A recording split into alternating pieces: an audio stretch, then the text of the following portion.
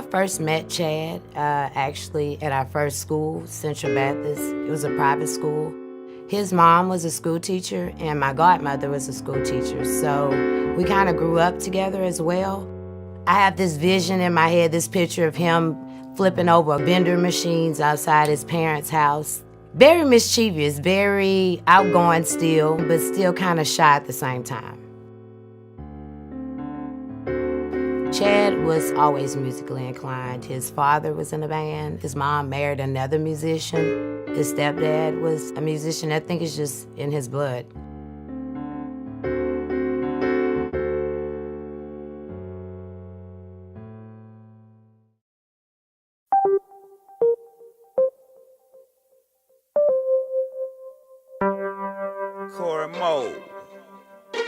What's happening? Mike. I was in college at Lamar University in Beaumont. My scholarship had ran out, so I was doing a little hustling to pay my way through school. My name was getting big in the streets, and he heard about me, and he basically sent a guy named Red called Joe over. Hey, Mike Mo, you Mike Mo, man, I heard about you, boy. Your name getting big in these streets. You better calm all that down out there in Beaumont, bro. These boys want to jack you, do something to you, whatever. But he heard about me through me being in the streets. He ended up meeting my older brother. My older brother ended up buying his Cadillac from him, and then they was just best friends ever since. I think it was a Fleetwood Gold with the chariot lights, yeah. Fleetwood with chariot lights. I sold that bitch to that boy Mo, that's why we come down at night. I think growing up in Port Arthur, Texas, back when Pimp and I were young, was pretty bad. We had our issues in the streets with West Side and East Side, and, you know, people always say, like, when you're poor and you ain't got shit, you don't really know how poor you are if everybody else around you is poor. But even within being in that element, I understood that he was destined for something great. You know, I was just like, you know what? I know I'm all right with this music shit. He real good with this music shit. I'm gonna hold my nigga down and see how far we can get. And I said, I give it a year, and if shit don't happen in a year, then we could say we tried, you know? I graduated at the end of May of '91, and saying I'm gonna give it a year, we signed on the 1st of May in '92. So 4 weeks away from like, fuck this, it was like, we got a record deal and a career and a real commitment now. And everything changed from there. One with a trigger, two with a bat, three big brothers, four wanna squad with me, so I guess a brother got a throat. Tell Me Something Good was just classic. It was one of the first records that I heard. I remember there was on a label called Big Time Records, and it was a really hot underground. I remember having the cassette of UGK, and it Tell Me Something Good, man, with the Isley Brothers sample was like, man, it was like a beast. Tell me something good. Tell me something good. Quite honestly, it was the very first time we'd ever heard anybody get that raw from inside the crew. The first thing I thought, I was like, this dude's music different. The bass hitting and the beats grooving, you know, like the same way we was trying to do at that time. But they had live pimping music on the top of it. He was a producer first, and he would tell you himself, I'm not that cold of a rapper, dog, but, you know, I don't know. Everybody just liked the way I say shit. Unbelievable to work with. It was like, you know, how you work with somebody for so long and they kind of get dull, you kind of get used to them. Never with Pimp. I just remember him being so genuine, man. Like from the very moment I talked to him and started, it was like he respected us so much, but not just on no, ooh, y'all got a single out. Ooh, it's more like, oh man, you getting these people to listen. I'm hearing how these people in labels are respecting you. How are you guys doing that? I think they might not respect my mom as much because it's my mom. Hey mom, put my mom on the phone. You know what I'm saying? Put his mom on the phone. And just how dead serious he was about, like, we gotta take what we're doing to the next level. I got a girl and she treat me fine, but my homies all think that I'm losing my mind. I'm tripping and I know it cause I'm all nerved up, cause every time I go to sleep I see this big old butt. For many years, Southern contributions to rap music and hip hop had been pretty much overlooked. Like if you weren't from New York making hip hop at the time, then you weren't real and you weren't original. So he was like, they don't want us to be a part of it. Why should we be a part of it, you know? You come into this thing, you want to be accepted and you want to be admired by your peers, but if they don't even recognize you as a peer, then what's the point of that wanting their admiration anyway? There wasn't really a signature sound coming out of the South, and really what nobody seemed to be looking for a sound coming out of the South, and that what kind of really made them just like, really, let's make these people, you know, hear us. If anybody said anything bad about anybody from the South, Pimp was supposed to tear your ass up. He didn't care if you was an independent artist, unknown, or his best friend. You know, if y'all want to diss us, put y'all shit on one side of the shelf and put mine over here and see who sell the most. Once we start kind of wanting to move and operate outside of the system, was kind of at the same time when the system starting to acknowledge and recognize and be like, yo, these dudes are doing something different. And I think we should start kind of acknowledging that. And it always seems to me that as soon as you say, fuck somebody is when they start changing their opinion about you, you know? When Pimp C got fed up and said he don't do hip hop, he do country rap tunes, that's all I needed to hear. Let's go. It's straight South, uncut, no compromising, no trying to fit in with nothing else. It was smooth, but it was still hard, and it really didn't play. It was Cadillac music, country rap tunes. That's what it is.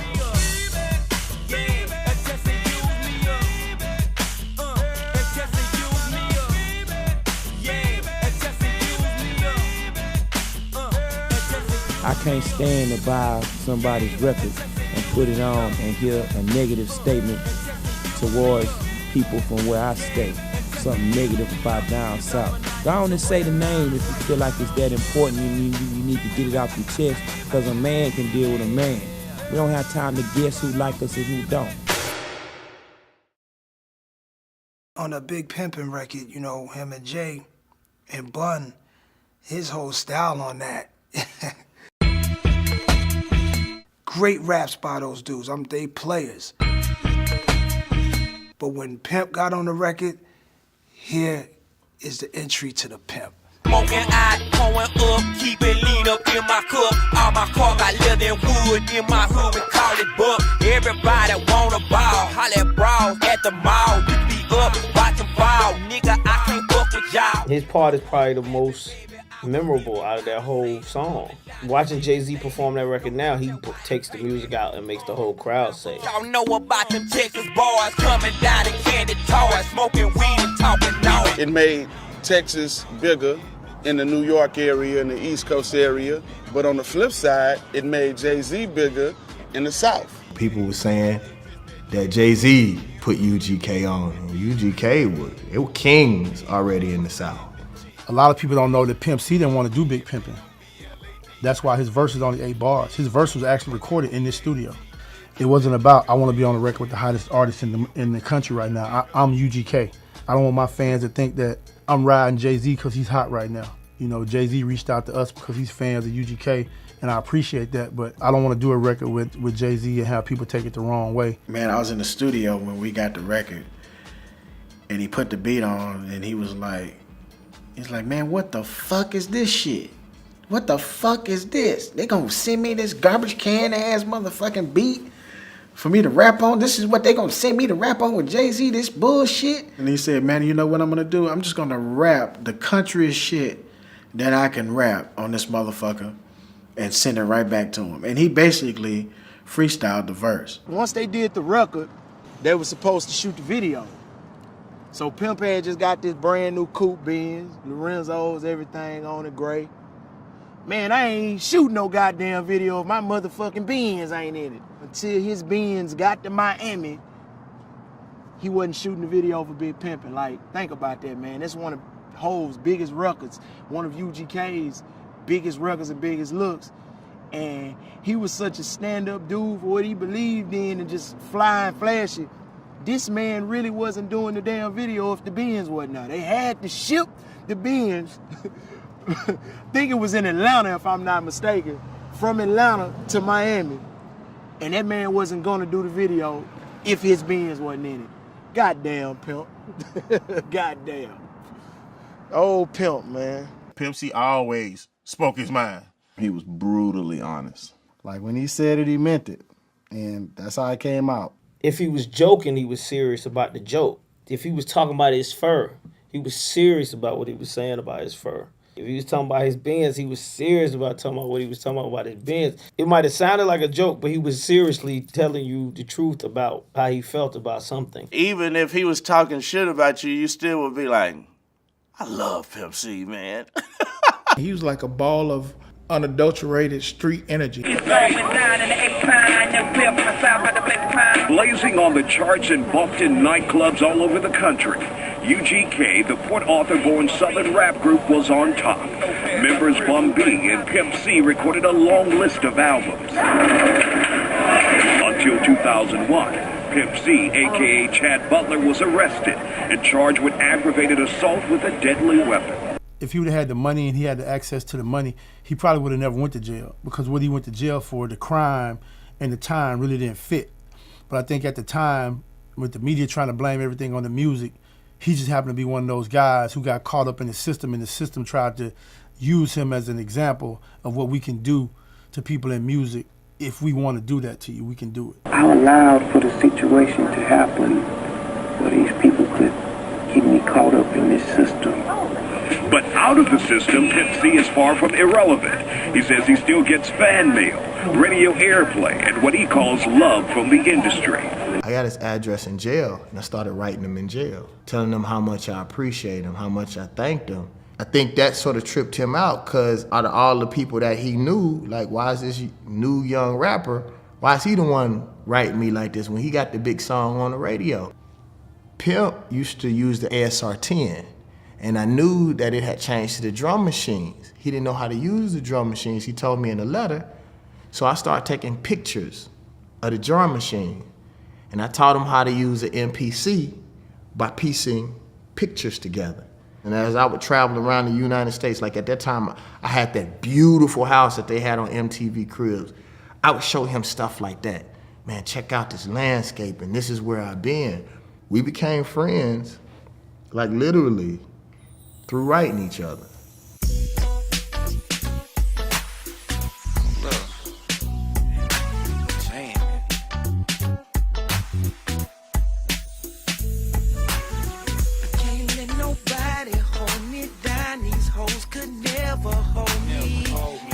When Pimp got out, I saw a different Pimp. It was more focused. He came out super clear and focused. Like, he went detox, he came out super clear and focused. Hip hop in Houston was all over the place. Everybody was beefing.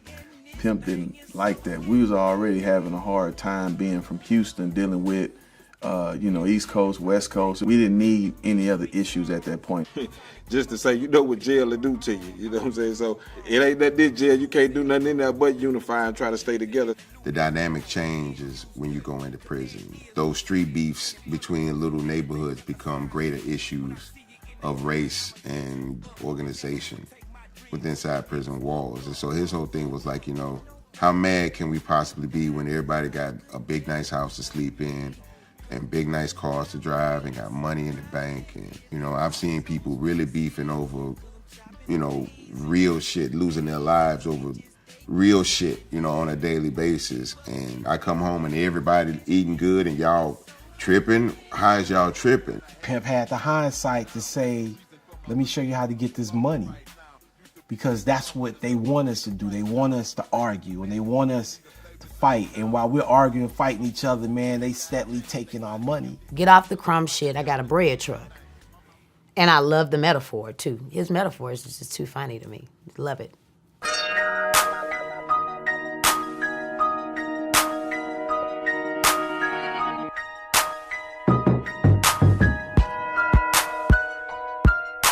Another Mike Diesel production. When Pimp C came out with that Knocking Doors Down, I think that really just glued everybody really together to make people just step back and say, man, you know what? fuck all that, man. You know, we really do need to get together and start making this money, man. He just wanted Paul and Chameleon and Slim and Zero, and he just wanted everybody to get along, man, because he wanted to take everybody on tour.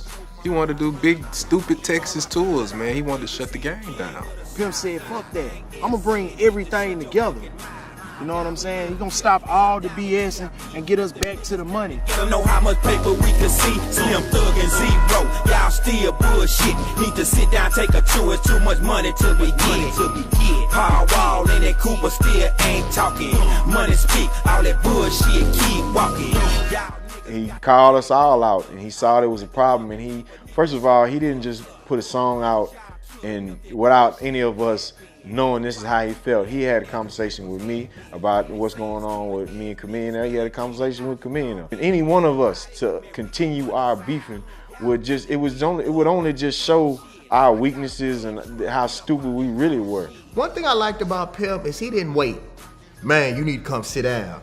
Man, you need to come sit down. Y'all too, sit down. He made it happen. He put the whole South on his back. And he felt like he was gonna represent the South to the fullest. He gonna put it in their face with the Bentleys, the jewelry. He really was going to take that pimping thing to a different metaphor, and not the pimping of the women. We're talking about the pimping of the rap game. He was gonna pimp it all the way out, Southern style. We gotta bring everybody together.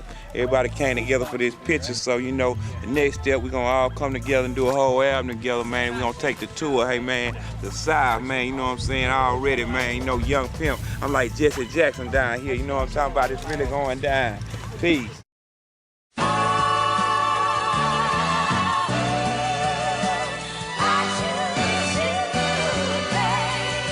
I produced this song called Choose You for Project Pat with the I Choose You sample in it. Pimp called me from prison. He said, Paul, when I get out of jail, I'm coming straight to your house in California. I want you to give me that beat. I don't want you to do nothing extra to it. Even though I did sneak and do some extra stuff to it. He didn't notice it though. I think Bun said, nah, man, that's Project Pat. That shit already came out. They already used that. They were like, so? Finna use it again. And just, you know what I mean? He ain't give a fuck. My bitch to choose it, lover, never fuck without a rubber. Never in the sheets like it on top of the cover. Money on the dresser, drive a compressor. Top notch hoes, get the most, not the lesser. It was his element. He was excited about it. He get to be Pimp C. Now he gonna pull it all out. We're gonna put the cars, the mink, the girls, the pimps. We're gonna do us. 1,000 a pop, I'm pulling Bentleys off the lot. I smashed up the gray one, bought me a red. He was in the middle of a video shoot with Mike Jones, and there was like a police chase going on. They actually got caught filming in the middle of the police chase, and that the people running from the police who ran into his car. He was just like, I just got the motherfucker, and I just started riding Bentley, and I just started, you know, he hadn't been home very long, and he was just like, you know, I'm not just gonna be waiting like that, so. He just went and bought another one. Baby, you been rolling solo, time to get down with the team. The grass is greener on that other side. If you know what I mean, I show you. I can remember him excited about Bun doing the treatment. And from looking at the treatment and Bun giving him that, oof, he like, I'm about to do it like Big Pimpin'. This is I'm gonna top it. Now, I got to have a mink coat and a hat. I've never seen him that excited about a video shoot in general. Looking at the people that's in the video, he was surrounded by friends. I think it actually ended up being like a BET Award weekend or something was going on that weekend. And the more people found out it was going on, the more people started coming to the video and popping up. So like, David Banner wasn't supposed to be in the video. David Banner just popped up, and next thing you know, he's sitting next to me in my solo shot. You know, it was beautiful. T-Pain wasn't supposed to be in the video. He just showed up. Next thing you know, he's directing the choir in the video. It's still, to me, one of the best video experiences. Not just being a part of, but also being at, because we were all there. And there's a Grammy of the Year in that group. There's Oscars in that group. You know what I'm saying? It's a very elite class.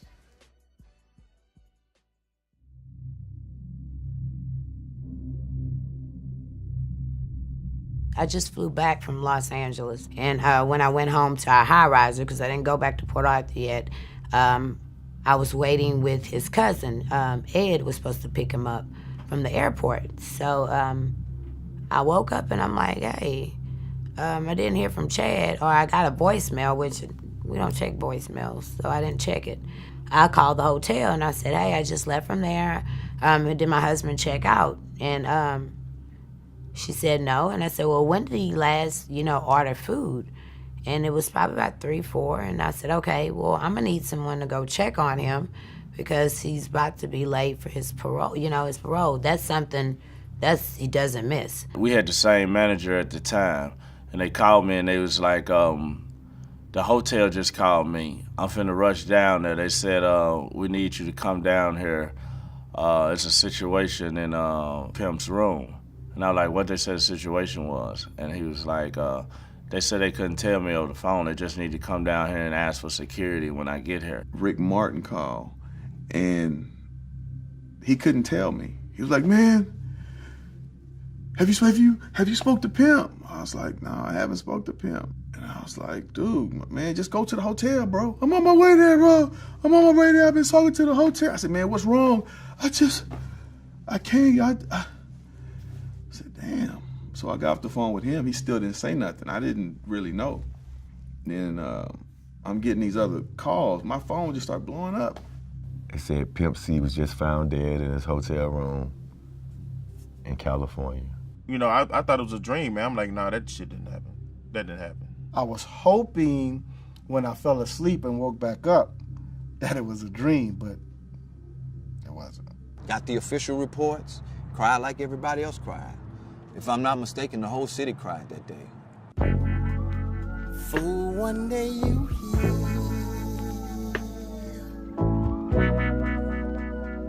and then you're gone.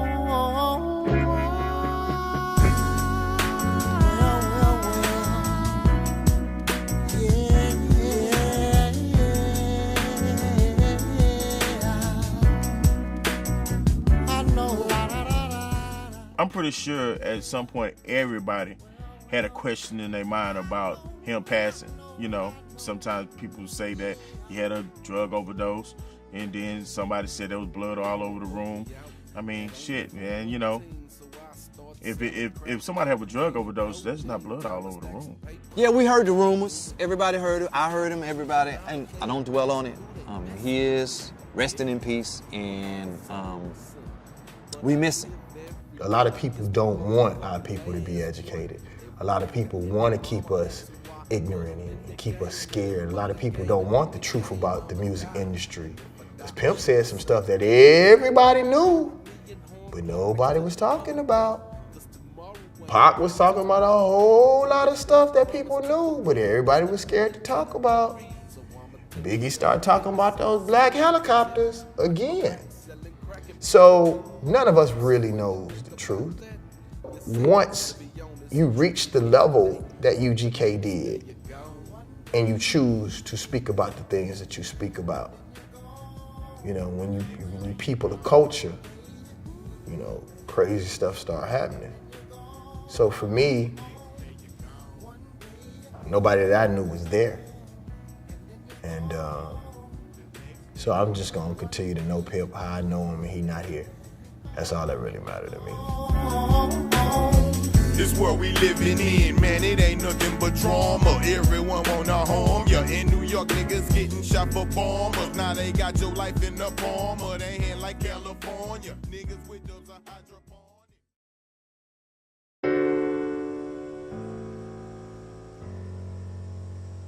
When you lose someone like Pimp C, you lose a cultural bulletproof vest.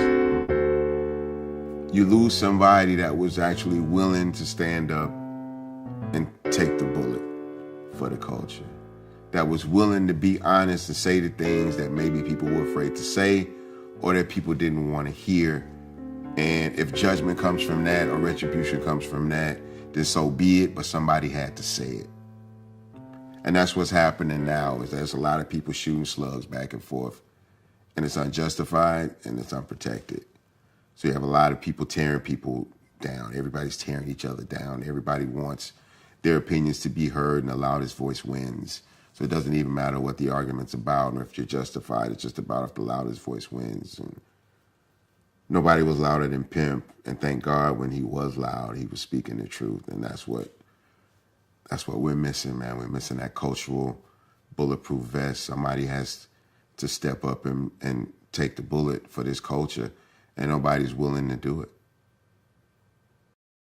Y'all make sure that y'all go home tonight and pray and thank God that y'all still here and y'all able to represent with me. I'm telling you one more time, 'cause I see Will over there, Willie D, you know what I'm talking about. It's UGK for life. Smoke some, bitch. We lost that real person that represented the South, you know what I mean? He never was a politician. He always spoke what he felt in his heart and he felt what was right. That big brother that loved you, that would tell you when you're doing wrong, tell you if he's wrong about something. He was one of them ones. He was a real pioneer. And whoever don't think so, fuck you in your ass. Same way Pimp was said, bitch. You know what I'm talking about? Long live the Pimp, yeah. Long live the motherfucking Pimp, bro. Long live the Pimp. Smoke some, bitch. R.I.P. Pimp C. Long live the Pimp. Long live the Pimp.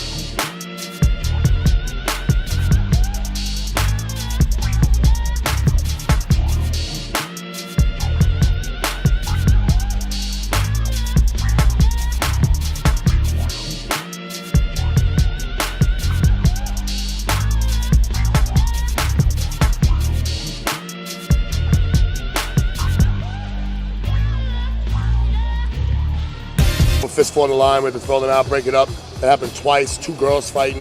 You don't know what I did on the train. I fell in love on the train. Sport, mama told me to get back on that porch. Ain't no money. Adams and the melodies and all that, and we just rolled it out. I'm gonna need an attendant. Check me out. I want to get these and a 14, and I want to get these